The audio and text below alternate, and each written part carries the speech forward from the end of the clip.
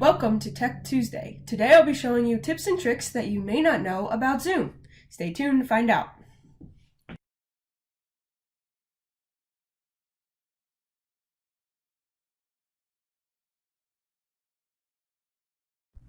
I was on mute, the most common phrase of 2020.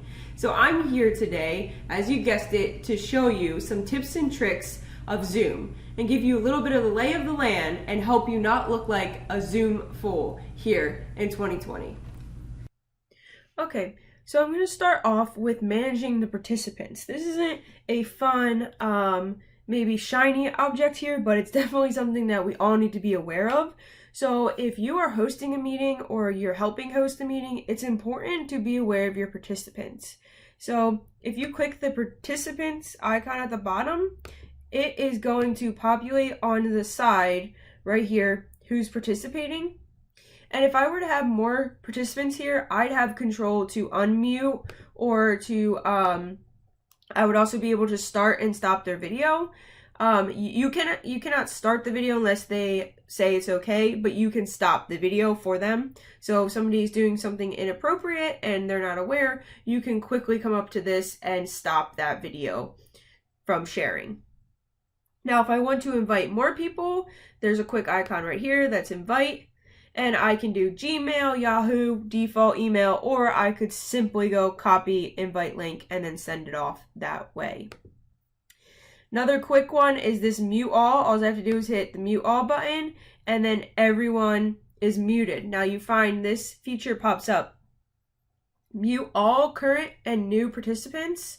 This checkbox right here, allow participants to unmute themselves. So if you're in a big conference, I'd suggest you uncheck this. That way participants cannot accidentally unmute themselves and you have to give them permission to unmute themselves. So I'm going to hit yes. And then down here in the dots, these are important ones too. So you have options as mute participants upon entry, so people coming in are automatically muted. You have allow participants to unmute themselves. We just went over that. Allow participants to rename themselves.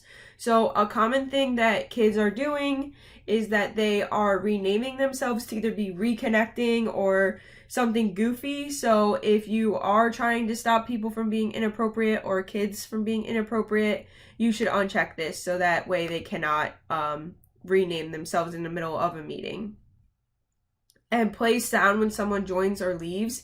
If you want to be aware of somebody entering or leaving, then you can do that, but I find that to be a distraction, so I would suggest not having that checked. And then if you want a waiting room, that is good for security reasons. So if you have a waiting room, that means guests have to be allowed in and not just random people are pouring into this meeting. Okay, so now a quick tip that I find very useful is everyone down here knows about unmuting and starting their video and stopping their video, but if you're in a pinch and you really need to mute yourself, if the dog's coming in, you have a kid coming in, you can simply hit the space bar and it's gonna unmute and mute yourself. So if somebody's running into the door and you're like, oh no, I'm in the middle of a meeting, you hit space and it mutes yourself. That's a quick tip for you. Okay, another tip that is probably known, but I want to make sure is explained clearly and is extremely important is when you're trying to share your screen. So below here is the share screen option, and almost every meeting platform has this. Microsoft Teams, GoToWebinar, BlueJeans, Zoom. So when you go to share your screen, you want to be careful of what you're selecting. So if you're on a call with your company, they're all internal employees, perfectly fine to share your whole screen. So when you share your whole screen or your desktop, that means when you're going in and out of applications that they are seeing that, which is fine. And especially if you're on the phone with IT and they're trying to help you, you want them to see your whole screen. You want them to see those errors and different applications and how they're behaving. But now if you're on a phone call with somebody who's very professional, say maybe a customer or a supplier, you want to make sure that you're only showing them the document that you want to share. So if I wanted to only show you this Word document, that I would select that, and whenever I left that Word document, you could not see where I am. You would continue to see the Word document, which I think is extremely critical if you have company confidential information on your laptop.